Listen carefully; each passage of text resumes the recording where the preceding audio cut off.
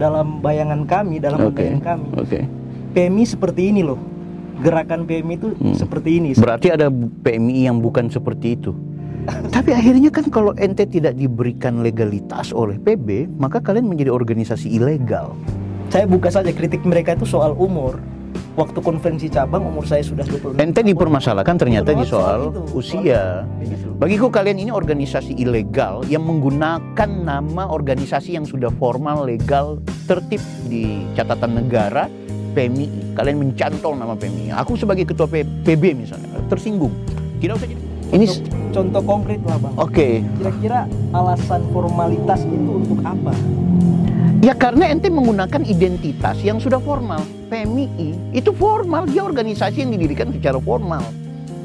Iya, ya kita formalitas yang kami bangun ya kira-kira bukan hanya semata-mata karena lembaran SK itu Bang. Kita punya. Ya kalau formalitas kan ya berarti normatifnya mulai dari tingkatan pusat sampai dengan tingkatan di rayonnya memang harus normatif. Makanya tadi ketika teman-teman PMI Metro katanya mau meluncing lembaga konsultasi bantuan hukum apa ya? Itu gimana kalian mau bicara lembaga hukum sementara kalian juga secara hukum, secara administratif bermasalah? Logikanya falasi menurut gue.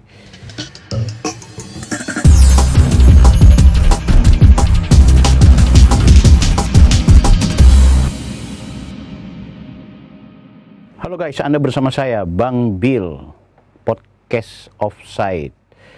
Di tengah hiruk pikuk Muktamar NU dan juga banyaknya berita yang berkelindan di media sosial, serta kesibukan banyak orang menghadapi Natal dan juga Tahun Baru. Saya kali ini menyibukkan diri bersama salah seorang sahabat, Mr. Zainuddin Pai. Zainuddin Pai. Benar. Jai. Ya, sehat. Sehat. Alhamdulillah sehat. Allah. Jai, aku undang kau karena ini momentum kelahiran pergerakan mahasiswa Islam Indonesia Metro Manado. Dan dia ini adalah ketua cabang pertama PMII Metro.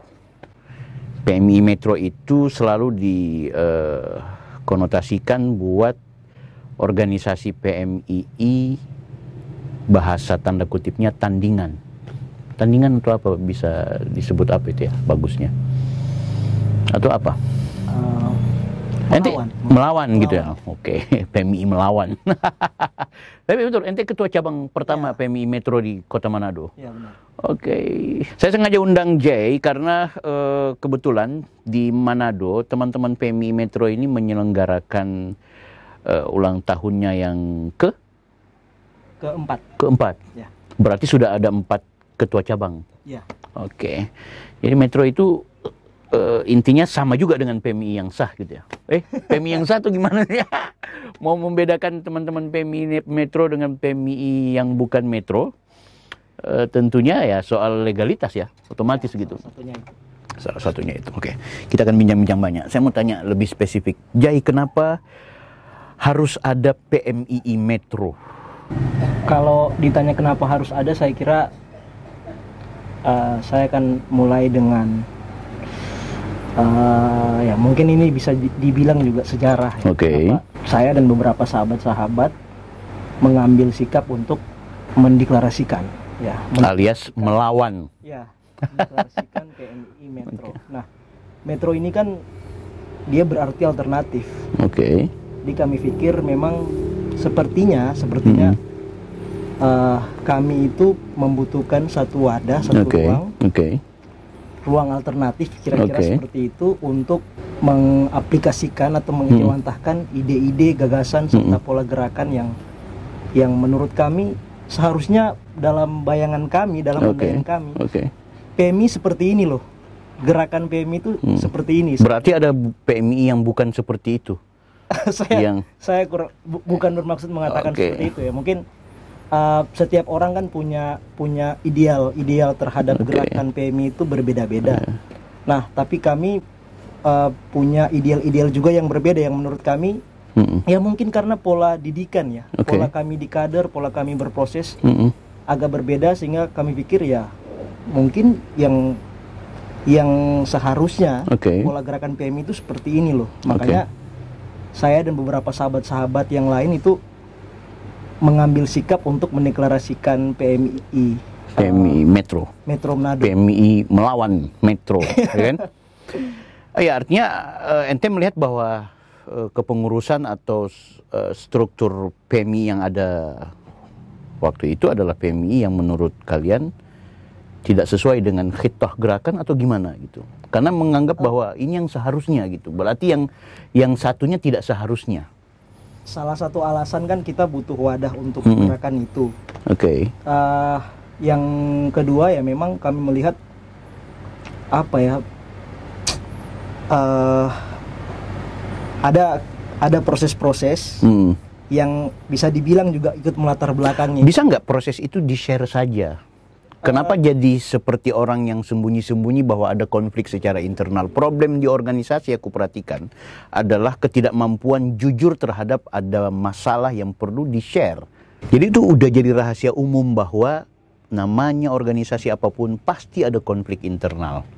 Nah maksudku, kenapa cabang di mana ente yang sebenarnya bareng kemudian ada konferensi tiba-tiba mendeklarasikan PMI Metro alias PMI yang melawan PMI yang ada atau PMI tandingan? Kenapa harus ada? Apa dinamikanya yang sebenarnya jadi masalah? Ya, jadi waktu tahun 2016 kita PMI cabang Manado melaksanakan konferensi cabang asrama haji. Nah ini saya cerita awalnya. Nah terus berjalan konferensi cabang, terus saya didorong oleh sahabat-sahabat untuk maju mencalonkan diri sebagai ketua cabang. Wow. Nah, perdebatan yang agak kencang itu dimulai di saat pleno 4. Pleno 4. Biasalah ya. Ya. Aku jadi ingat masa lalu. Terus berdebat panjang. Nah, terus sahabat-sahabat, ya saya mungkin pakai istilah sahabat-sahabat yang di sebelah itu keluar dari forum, walk out mereka. Artinya ada kandidat lain selain ente. Ya, ada kandidat lain. Nah, ada kandidat lain. Nah, terus mereka keluar, walk out. Dia dengan gerbongnya lah istilahnya. Keren ini. Nah, terus kita yang merasa bahwa forum itu masih korum, kita coba melanjutkan forum itu. Tapi sebelum kita melanjutkan, saya dan beberapa sahabat yang lain yang ikut dorong saya itu ajak ketemu ini yang workout yang keluar. Kami bilang ya coba balik, nanti kita bicarakan ini sama-sama. Gitu. Boleh tahu apa alasan mereka pergi sih? Karena waktu itu ya saya juga kurang tahu apa ya. Jadi mungkin aspirasi mereka yang tidak diakomodir oleh forum atau gimana. Karena memang ada proses perdebatan itu kan yang agak panjang. Nah, terus mungkin karena alot, disuruh lobby nggak nyampe, voting. Ketika voting ya mungkin tetap dimenangkan oleh grupnya ente gitu. Sudah diskusi, sudah musyawarah biasa, perdebatan, alot, musyawarah, voting. Voting tetap dimenangkan oleh gerombolannya Jai. Mereka walk out. Nah, kita sebelum melanjutkan forum, karena forumnya korum, kami pikir kami coba ajak lagi, tapi ya udah nggak datang. Tidak datang, ya sudah kami melanjutkan karena juga berhubung waktu kan, penggunaan tempat dan lain sebagainya. Jadi kalau masih mau tambah ya otomatis. Jadi kami lanjut ya sudah, saya terpilih di tanggal 26 November 2017. Nah, pasca itu sah terpilih ya, karena itu konferensi cabang yang dibuka oleh alumni, oleh KPMI. Begitu. Nah, besoknya sahabat-sahabat yang walk out ini melakukan konferensi yang dianggap sebagai konferensi lanjutan dari konferensi itu. Yang tidak diikuti oleh ente dengan teman-teman. Kenapa tidak melakukan proses pendekatan di saat mereka melakukan konferensi tandingan itu? Sudah. Saya coba langsung bahkan ke sahabat yang kita pernah bareng-bareng di kepengurusan waktu itu, tapi saya juga kurang tahu alasan yang paling pas mereka begitu. Oke. Mereka sih biasanya menggunakan alasan yang normatif. Oke. Ini aturan, nggak boleh ditabrak. Iya. Sementara ya bagi kami berpikir bahwa tunggu, mereka mengeluarkan statement bahwa ada aturan yang tidak boleh ditabrak. Nah, sementara kalau dari statementnya ente tadi, seolah-olah mereka merasa hanya karena tidak mendapat meninggalkan forum itu karena ada aspirasi yang tidak terakomodir gitu kan. Oke. Nah, tapi ada alasan yang mereka bilang ke ente bahwa ada hal yang sifatnya normatif yang kenapa kemudian ditabrak. Berarti ente punya konferensi cabang, terpilihnya ente juga sebenarnya ada hal yang ditabrak secara regulasi.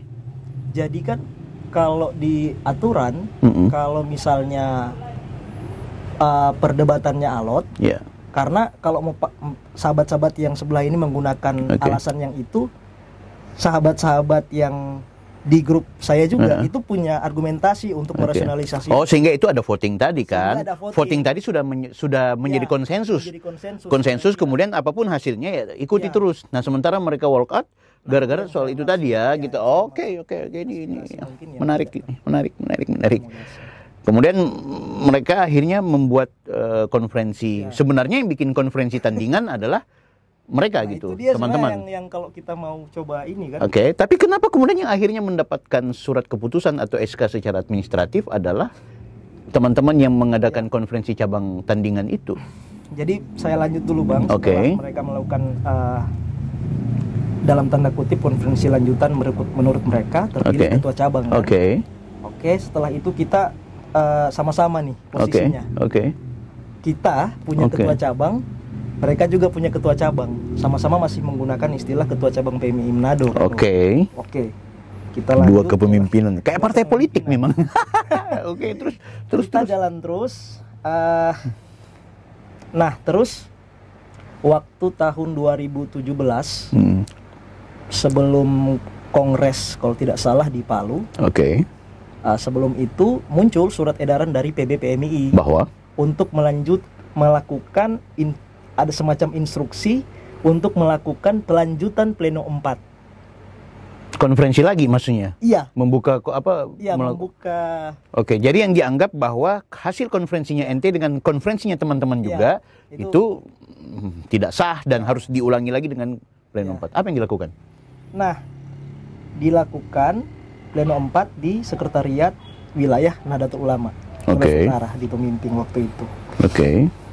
Nah, cuma memang bagi kami persoalannya adalah yang agak kami juga kurang terima di situ soal yang menjadi fasilitator itu bukan majelis pembina cabang, tapi justru yang menjadi fasilitator forum pelanjutan pleno 4 itu mereka mengatasnamakan alumni PMII.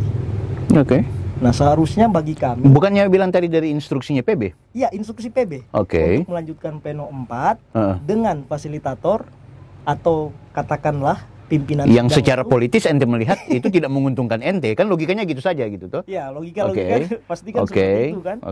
Tapi itu instruksi PB. Siapapun yang secara politis itu adalah perintah pimpinan ente. Kepengurusan secara hierarki kan PB lebih besar dan instruksinya seperti itu. Kenapa nggak diindahkan? Tapi kan kami juga tahu soal SK ini kan Bang, kadangkala ya itu juga politis. Apa sih kegunaan SK selain untuk urusan kongres kalau kita mau jujur-jujuran misalnya? Hari ini kan itu kan. Nah, kami apalagi kami melihat bahwa seharusnya kan urusan cabang itu ada majelis pembina cabangnya dong kan. Kalau apa namanya konferensi saya dan juga sahabat yang di sebelah itu dianggap bermasalah dan harus berarti posisi majelis pembina cabang tuh masih dengan formasi yang lalu kan begitu. Seharusnya mereka. Tapi saya kurang tahu ya kenapa justru yang diberikan kewenangan bukan mereka. Mungkin karena PB melihat bahwa ini istilahnya tim formatur atau fasilitator yang dianggap lebih netral. Teman-teman nggak melihat itu ya? Sahabat-sahabat justru menganggap... Saya tidak melihat itu justru. Ini sekali lagi ini soal politik. Politik gerakan itu selalu seperti itu. Dan apa namanya, ini saya juga cerita pengalaman saya. Setelah itu dilanjutkan pleno 4, ya sudah karena formasinya sudah seperti itu ya. Tapi berarti ente mengikuti juga, teman-teman mengikuti, ya, melakukan. Kita mengikuti forum itu. Oke. Kita mengikuti forum itu, tapi karena saya juga lihat posisinya sudah seperti itu, ya sudah kita walk out saja. Oh, walk out juga walk gitu out kan? Juga. Sebagaimana yang dilakukan oleh sahabat-sahabat sebelumnya yang walk out, teman-teman juga akhirnya walk out. Kita walk out. Nah. Tapi belum ada semacam waktu itu, di fase itu belum ada semacam etikat atau semacam agenda untuk benar-benar mendeklarasikan diri sebagai PMI yang Metro itu tadi. Belum, Bang. Belum ya waktu belum. itu. Waktu walkout berarti ente menganggap ya sudahlah, yang menjadi pengurus cabang atau yang jadi ketua cabang apa aja hasil yang pleno lanjutan itu. Enggak juga seperti itu. Oh, enggak juga begitu. Enggak juga seperti itu. Maksudnya saya membayangkan mungkin apa ya, kita masih bisa dibicarakan begitu. Oh gitu. Ya, karena di proses pleno 4 itu saya juga dengan sahabat yang didorong dari sebelah itu juga bicara. Begitu. Jadi saya merasa sudah, ini sudah clear apa semua. Tapi ternyata ketika didorong pembicaraan itu di forum pleno 4, lanjutan pleno 4 itu tidak begitu. Ada perubahan, ada mekanisme politik, dinamika yang bergulat di forum. Setelah itu di pleno 4 yang sebelah terpilih, jalan lagi, dekat kongres, SK keluar. Tapi bukan atas nama saya. Nah, saya sudah berupaya waktu itu Desember 2016 untuk melakukan ikhtiar kira-kira ya ke PBPMI. Saya ke Jakarta untuk mengurus SK. Rencananya mau menjemput SK. Kira-kira seperti itu. Tapi nggak punya relasi yang kuat dengan PB. Kan logikanya begitu aja. Nggak punya relasi yang kuat, ketua PB-nya mungkin tidak berpihak ke ente, teman-teman yang di sebelah mungkin lebih akrab dengan teman-teman PB. Itu hal-hal yang wajar dan biasa dalam istilahnya yang sangat manusiawi ya, istilahnya orang dalam. Oke, ini sekedar canda-canda. Maksud saya bahwa begitulah kehidupan dinamika organisasi. Nah, cuma maksudku begini. Apakah ini juga soal sentimen dua kampus yang berbeda? Ente IAIN, kemudian yang sebelah dari Unsrat. Kalau ditanya ke saya dan sahabat-sahabat yang lain, saya pikir bukan soal sentimen kampus. Ada kader dari Unsrat yang mendukung teman-teman IAIN atau sebaliknya? Ada. Waktu itu ada. Begitu juga ya gitu. Jadi bukan soal kampus. Tapi kalau misalnya face to face Unsrat dan juga IAIN, siapa yang lebih dominan? Dominan apanya ini? Rayonnya, maksudnya rayon yang lebih banyak itu rayon mana? Unsrat atau IAIN? Sepertinya sama, Bang. Sama ya waktu itu ya, 4 rayon. 4 rayon. Padahal waktu di zaman aku itu IAIN dengan Universitas Mula Warman di Samarinda, aku tuh cuma 4 rayon. Teman-teman di Universitas Mula Warman itu 12 rayon. Tapi aku bisa menang gitu loh jadi ketua cabang. Ini keren kan? Oke Jay, kita mau lebih lanjut lagi, lebih spesifik soal PMI Metro. Karena ini penting buat sahabat-sahabat PMI secara internal dan juga teman-teman komunitas atau teman-teman organisasi kemahasiswaan manapun. Nah, kenapa akhirnya mendirikan PMI Metro? Hanya gara-gara persoalan bahwa ini kalian tidak di SK-kan oleh PB padahal kalian merasa, kenapa harus mendirikan PMI Metro? Ya, karena selain alasan yang tadi itu kami tidak terima, ada ya semacam proses politiking atau mungkin proses politisasi di organisasi yang menurut kami ya begini ya, Konvercap itu memang selain forum forum adu gagasan, konsolidasi ide, itu juga forum politik. Saya memahami itu, tapi politik yang bagaimana dulu? Iya kan? Kami pikir bukan seperti itu. Kami ada proses yang menjadi cacat itu, gitu ya. Kira-kira begitu. Ada yang menurut teman-teman Jai dan sahabat-sahabatnya ini bukan cuma soal kalah menang dalam pertarungan, tapi soal ada yang diciderai dalam proses konferensi cabang. Dan akhirnya PB meng-SK-kan cabang yang bukan di konferensi ente ya. Itu kan akhirnya seperti itu. Tapi akhirnya kan kalau ente tidak diberikan legalitas oleh PB, maka kalian menjadi organisasi ilegal. Bagaimana itu? Kalau kami ya waktu itu berpikir begini. Jadi saya lanjut ya Bang. Lanjut. Setelah itu kami berangkat kongres. Walaupun SK sudah di sebelah. Saya dan beberapa sahabat berangkat kongres. Ya, PMI itu begitu. Walaupun sah dan tidak sah, pengurus atau bukan pengurus, kita jadi romli kadang-kadang gitu, rombongan liar. Nah, di kongres itu kami khususnya saya masih berupaya untuk ya semacam melakukan lobbying lah ke ketua umum PB, tapi bahasanya sudah seperti itu ya sudah. Bahasanya seperti itu maksudnya bagaimana? Maksudnya ketua PB menganggap sepertinya ini sudah by design begitu, sudah saklek dan itu pengalaman pertama. Pengalaman kedua adalah kami juga menemukan banyak cabang ada dan di SK-kan. Itu walaupun mereka mereka itu sesuai dengan apa yang menjadi kritik oleh sahabat-sahabat di sebelah. Saya buka saja kritik mereka itu soal umur. Waktu konferensi cabang umur saya sudah 26 tahun. Ente dipermasalahkan ternyata di soal usia beda gitu. 1 tahun kan aturan soal usia itu. Itu ADART atau peraturan organisasi memang. Peraturan organisasi. Peraturan organisasi, tapi dinamika forum waktu itu tidak mempersoalkan sebenarnya. Akhirnya memang jadi kan ada yang mempersoalkan, ada yang tidak. Nah, karena dua ini debat terus, tidak menemukan titik temu, itu tadi akhirnya cara kedua adalah lobby. Lobby tidak juga voting pada akhirnya. Ya, walaupun sebenarnya secara normatif itu sangat bermasalah dan itu mendobrak aturan, sebenarnya ente nggak bisa melanjutkan. Cuma begitu ente pergi ke Kongres PB PMI di Palu, tercatat juga menemukan banyak yang ketua-ketua cabangnya yang sebenarnya sudah lampau jauh, bahkan usianya udah nggak. Saya sampai pada kesimpulan sudah kalau seperti ini memang ini. Aku menanya, peraturan organisasi ini apakah dia juga saklek? Dia tidak dinamis? Kan peraturan organisasi dia juga bisa atau sebenarnya kan Bang begitu. Gitu. Dia bisa menyesuaikan dengan konteks kira-kira. Ada kitab suci yang memang sudah tidak bisa diubah-ubah, ya kan? Tapi ada teks normatif yang sebenarnya masih bisa dinegosiasikan, sehingga itu dibuatlah kongres atau konferensi supaya ada dinamika kan di situ untuk mengubah mekanisme aturan. Kan misalnya kalau waktu itu kami misalnya dalam konteks persyaratan menjadi ketua cabang ya, ada syarat yang bilang minimal harus sudah PKD. Ada juga syarat yang minimal pernah menjadi ketua panitia di kegiatan cabang. Nah, dalam forum konferensi itu bisa dihapus karena itu soal dinamika forum dan dinamika apa kan? Kecuali itu sudah menjadi ADART dari pusat atau dari kongres yang dia hanya bisa diubah kalau kongres bukan konferensi. Nah, aku nggak tahu kalau soal usia ini apakah dia memang juga dinamis atau memang tidak. Pun kalau memang dia tidak bisa diubah, faktanya ente menemukan ternyata di Palu, di kongres itu, ada beberapa kader-kader yang menjadi ketua cabang, ternyata dia punya usia tidak seperti di mana dikatakan di aturan. Nah, gitu ya, ente temukan itu. Jadi ini masalahnya sama aja semua gitu. Akhirnya pulang dari Palu, deklarasi.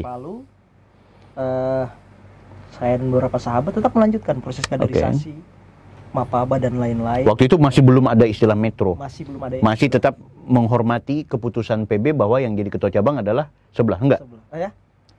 Enggak, kalau waktu saya dengan sahabat-sahabat saya tetap memposisikan sebagai cabang. Belum deklarasi sebagai. Belum deklarasi. Kasihan sekali ya. Dinamika terus. Lalu beberapa sahabat-sahabat itu coba memberikan masukan. Gimana kalau kita menggunakan ini atau kita mendeklarasikan cabang baru begitu. Cabang baru. Istilah PMI cabang Metro Manado. Nah, saya sebenarnya masih timbang-timbang, belum sampai pada kesimpulan itu. Nah, pertimbangan saya memang ada banyak hal. Saya bilang sepertinya kita harus mendiskusikan ini juga dengan sahabat-sahabat senior misalnya. Tapi aku nggak dikunjungi. Mereka mendeklarasikan cuma di saat mengundang acara deklarasi, tapi mau mendirikan nggak ngundang-ngundang aku. Makanya sampai sekarang aku nggak pernah ridho dengan mereka punya komunitas ini. Tapi ya udah, kita tetap hormati dan ini dinamika kan. Terus. Jadi kita terus jalan. Saya coba ketemu dengan beberapa sahabat alumni. Ada yang memang sepakat, ada yang ya sudah tidak bisa karena ini urusannya sudah akan berurusan dengan banyak orang, banyak hal kan begitu. Nggak baku dapetin kita sebagai alumni, akhirnya ini dinamikanya. Kong, bagaimana? Saya balik ke sahabat-sahabat, saya bilang kalau memang kita tetap mau mendeklarasikan ini, saya sampaikan ada beberapa pertimbangan. Kita pastinya akan berhadapan dengan banyak orang, itu pasti. Gitu. Terus kita akan melakukan ini sepertinya mengkonsolidasikan dari awal lagi. Pasti. Nggak apa-apa, kita maju terus. Oke. Kalau memang sahabat-sahabat semua sepakat, ya sudah, kita deklarasi, kita bentuk panitia, deklarasi, dan kita deklarasi. Nah, ada banyak anggapan di luar mungkin mengatakan bahwa deklarasi PMI cabang Metro Manado itu semata-mata karena subjektivitas saya, karena sakit karena hati, atau apa begitu. Nah, saya juga mau mengatakan tidak sebenarnya di podcast ini tidak. Ini dorongan banyak orang. Buktinya adalah kalau memang cuma saya yang mendorong itu deklarasi, saya kira PMI Metro tidak akan berjalan hingga hari ini. Ini sebenarnya karena memang kebanyakan kader kami maunya seperti itu. Terus kenapa menggunakan nama Metro? Ikut-ikut Makassar begitu?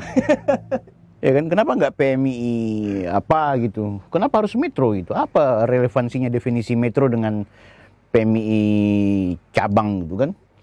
Oke, itu tidak substansial kita mau bicara soal pendefinisian kata Metro. Tapi intinya kalian adalah organisasi yang sebenarnya besar. Kemudian terpecah hanya karena soal politik gerakan yang ada di dinamika konferensi, kemudian mengalir sampai dengan ada hal yang menurut kalian juga sangat bermasalah, ada yang cedera sehingga kalian mendeklarasikan sebagai PMI tandingan atau PMI Metro. Tapi coba kita lihat efek-efek lain. Bukankah PMI Metro ini akhirnya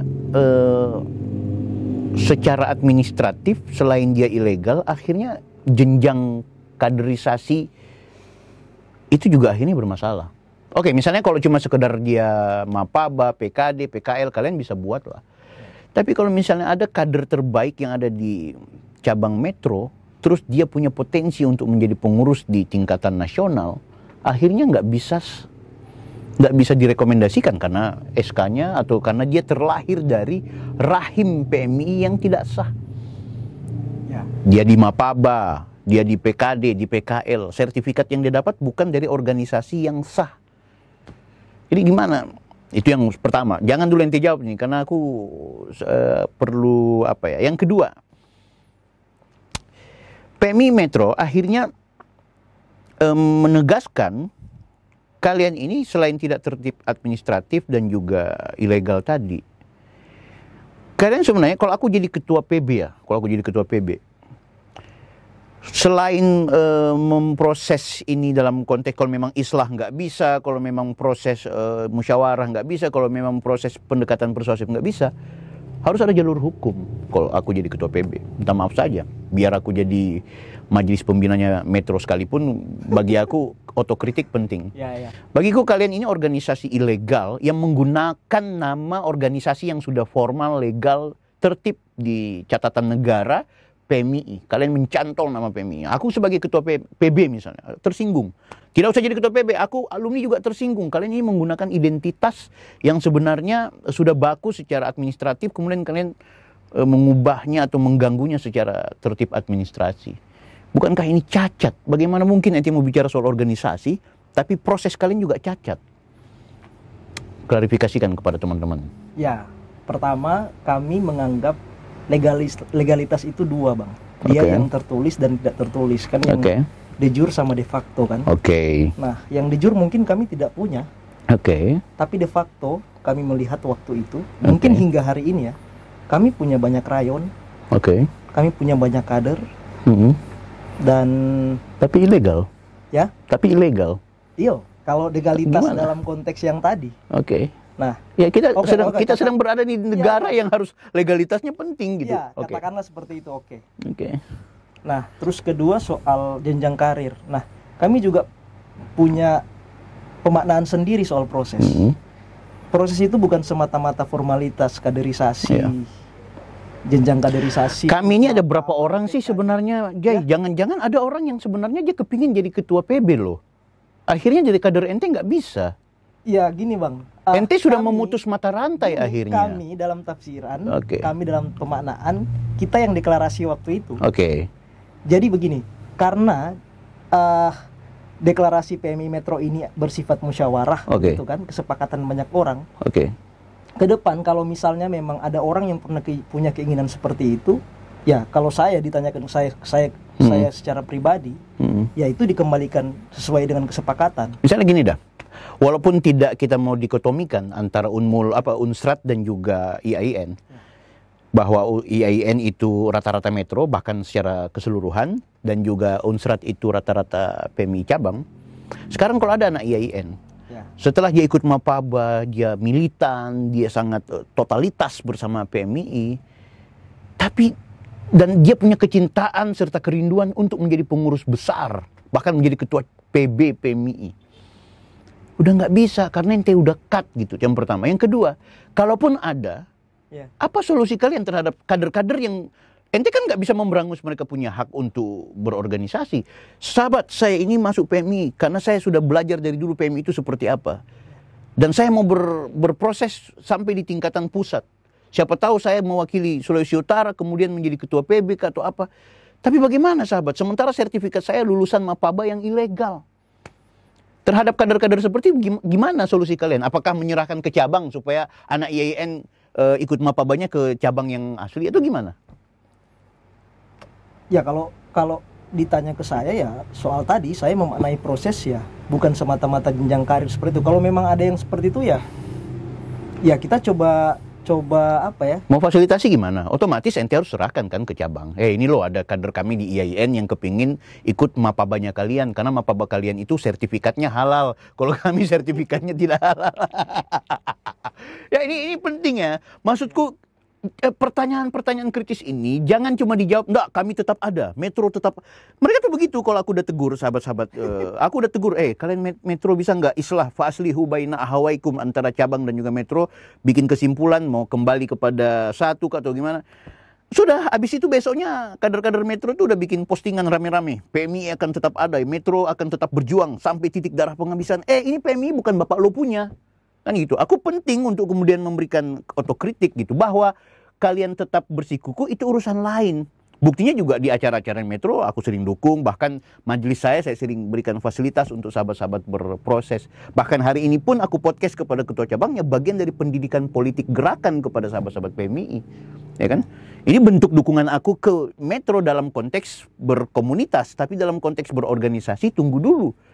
Karena ini soal tertib administrasi gitu. Apalagi aku udah jadi penyelenggara pemilu, basisku adalah basis hukum, basis domainku domain normatif, A ya A, B ya B. PMI Metro harus bertanggung jawab soal ini.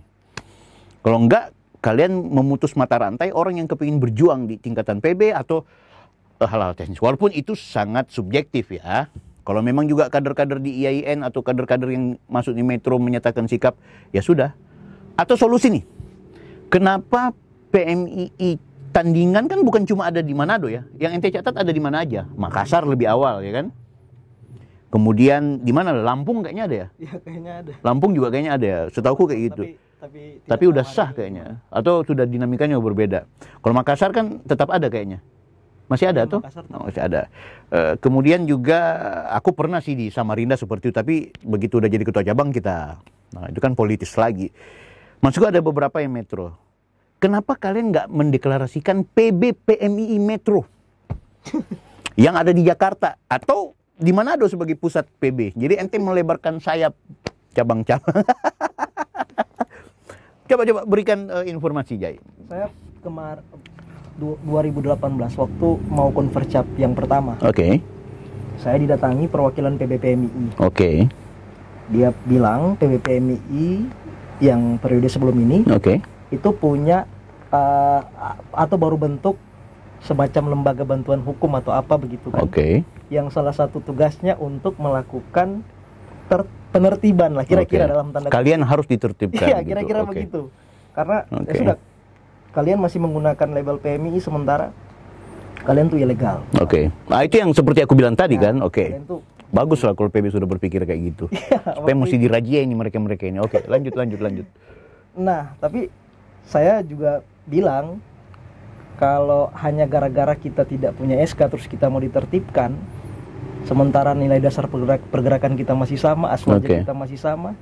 Kalau seandainya aku sebagai alumni atau sebagai apalah gitu, terus aku bermohon kepada sahabat-sahabat di PMI Metro, janganlah Bang. Oh jangan. Permohonan. Oh bukan. Galil adab kita kalau seperti itu. No. Lo mendirikan Metro aja galil adab kok. Begitu aku mau bermohon supaya dihentikan, bukan dihentikan, artinya dipikirkan lagi, dipertimbangkan lagi, dirasionalisasikan lagi gitu. Nggak perlu pakai acara penertiban, tapi minimal dari prinsip gerakannya PMI itu kan setahuku adalah soal membela kelompok mustadafin, melakukan perjuangan-perjuangan advokasi kepada masyarakat miskin, hal-hal yang itu lebih substansial ketimbang terjebak pada problem administrasi organisasi. Tapi karena kita di negara hukum, penting juga untuk mengelolanya dengan baik.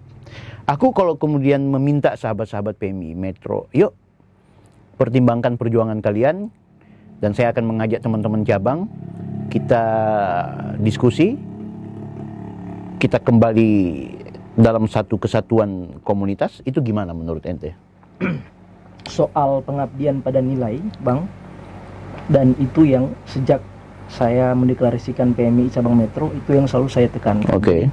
Ada 3 hal. Pertama, kita harus punya adab. Yang kedua, kita harus punya sikap. Yang ketiga adalah ilmu. Pertama adab, kedua ilmu, ketiga sikap politik merdeka. Nah, itu yang pengabdian pada nilai-nilai itu yang kira-kira termasuk juga pengabdian kepada nilai yang mungkin tadi Bang Taufik sudah singgung soal pembelaan kepada kelompok mustadafin dan lain-lain, dan itu kan kita lakukan hingga sekarang. Kalau mau minta data ke kita soal pendampingan dan lain-lain, kita punya data soal itu. Artinya kita masih menjalankan itu begitu. Nah, kalau terkait dengan apa yang Bang Upik bilang soal kita harus duduk rame-rame membicarakan kembali soal ini, karena deklarasi PMI cabang Metro Manado ini adalah sifatnya kesepakatan bersama. Mungkin perlu ada musyawarah atau kesepakatan bersama juga dari seluruh sahabat-sahabat. Tapi karena ini podcastnya dengan saya, ya kan, jadi otomatis pandangan saya. Secara personality nanti menjawabnya gimana? Kalau secara personality saya belum menemukan alasan yang paling pas hari ini kenapa kita harus rekonsiliasi. Nanti orang yang alasan kita harus rekonsiliasi. Berarti dia ini suka konflik gitu? Bukan. Saya bukan suka konflik. Gini Bang, saya sebenarnya waktu saya ketua komisariat Stein Manado, waktu itu saya cerita sedikit, yang posisinya komisariat Stein Manado waktu itu berjarak dengan cabang Manado, didominasi oleh sahabat-sahabat di kampus sebelah itu kan. Bilang aja Unsrat ngapain, nggak ada disclaimer. Saya adalah orang yang datang, bertemu dengan sahabat-sahabat cabang Manado waktu itu, kita rekonsiliasi. Jadi kalau misalnya ada anggapan bahwa saya suka konflik, saya adalah orang yang suka membangun dikotomi sentimen Stein Unsrat, tidak, bukan itu. Sekarang alasan yang paling tepat apa menurut ente bahwa rekonsiliasi hanya bisa terjadi dengan alasan-alasan standar JAI? Kan ente kan bilang bahwa ente belum menemukan standar atau alasan apa. Terus standar ente apa kalau ada alasan yang bisa membuat bahwa rekonsiliasi itu harus terjadi? Ente belum menemukan. Kalaupun ada tuh barang yang ente mau temukan, apa barang itu? Saya belum menemukan itu Bang. Makanya saya bilang, jadi memang banyak juga kan alumni senior yang bilang coba kita bicarakan lagi gitu. Pertanyaannya kalau saya pertanyaannya tadi, pertanyaan yang dasar tadi, alasan untuk rekonsiliasi itu apa? Kalau alasan kaderisasi, minta maaf, kita mapaba, NDP kita masih sama, aswaja kita masih sama, tapi kita bisa buka jadwal diskusi, kantong-kantong diskusi, kita bandingkan. Metro, aku harus akui dinamika organisasi kalian cukup dinamis, pergerakan kalian cukup produktif, ya kan, karya-karya kalian cukup terlihat.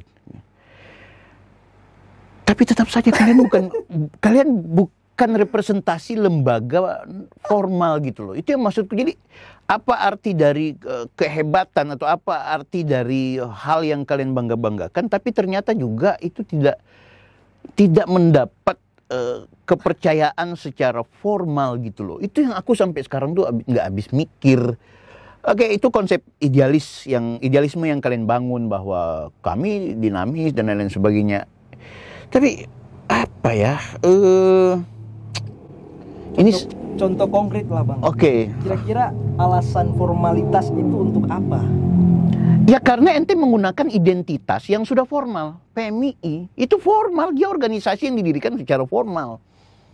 Iya, ya kita formalitas yang kami bangun ya kira-kira bukan hanya semata-mata karena lembaran SK itu Bang. Kita punya.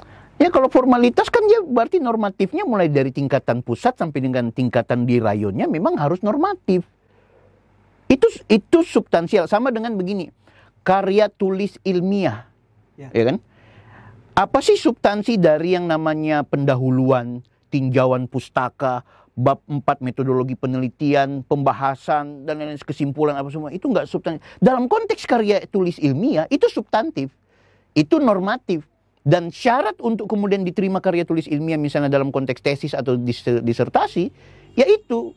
Nah sama dengan kalian nggak bisa bilang apa sih SK, nggak bisa dalam konteks berorganisasi formal dari tingkatan pusat sampai dengan tingkatan bawah, itu substansi. Karena disitulah kalian akan tercatat di lembaga negara, karena disitulah, makanya gue bilang kalau mau bikin organisasi seperti kan kita tidak dilarang berserikat, benar.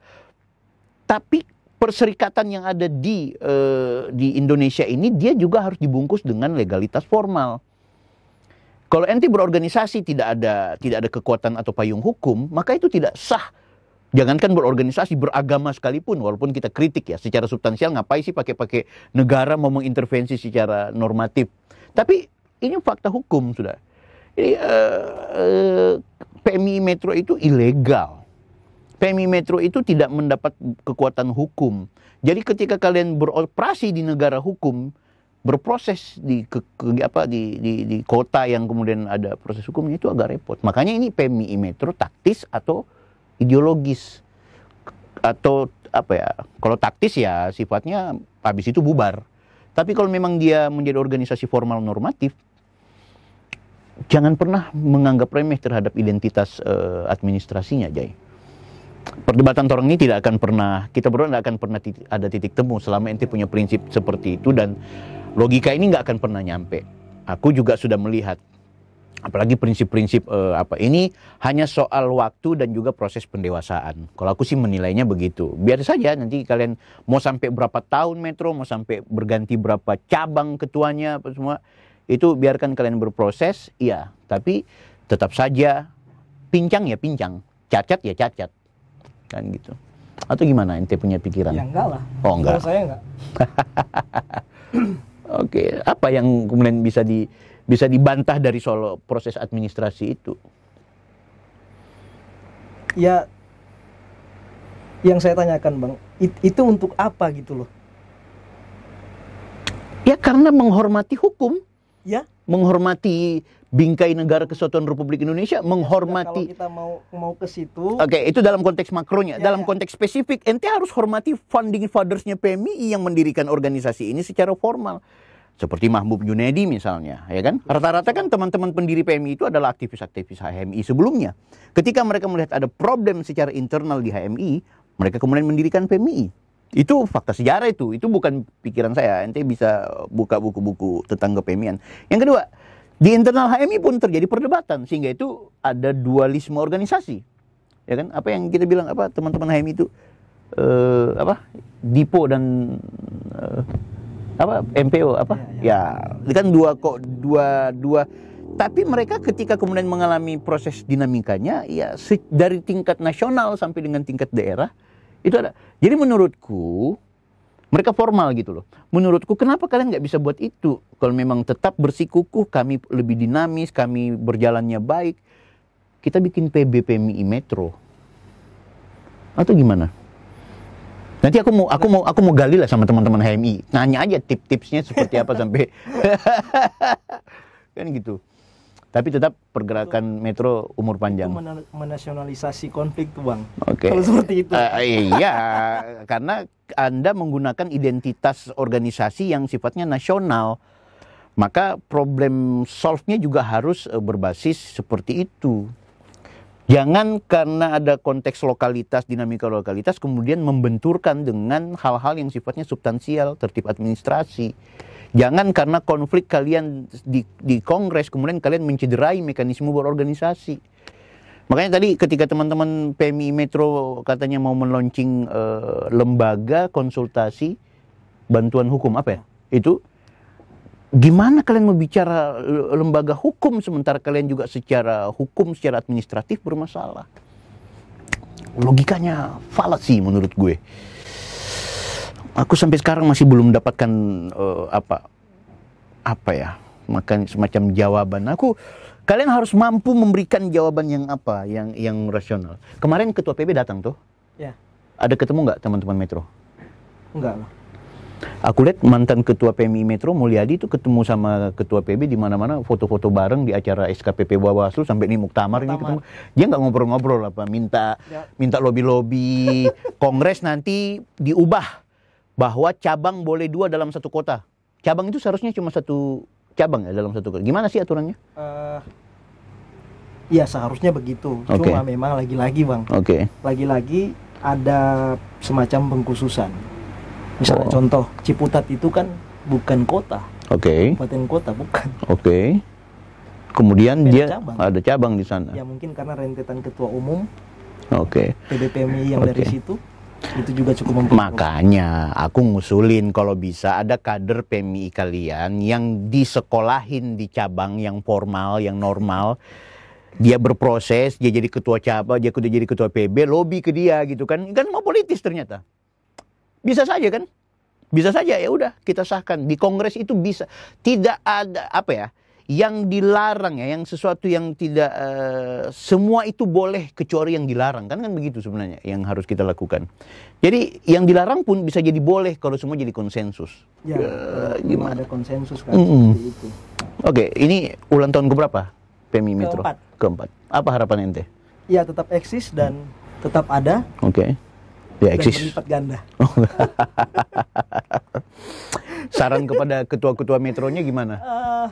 Ya tetap berpegang pada prinsip atau apa ya, berpegang pada trikomitmen PMI, kejujuran, keadilan, dan kebenaran. Terus jangan lupa soal sikap, ilmu, dan adab. Saya kira itu juga penting ke depan.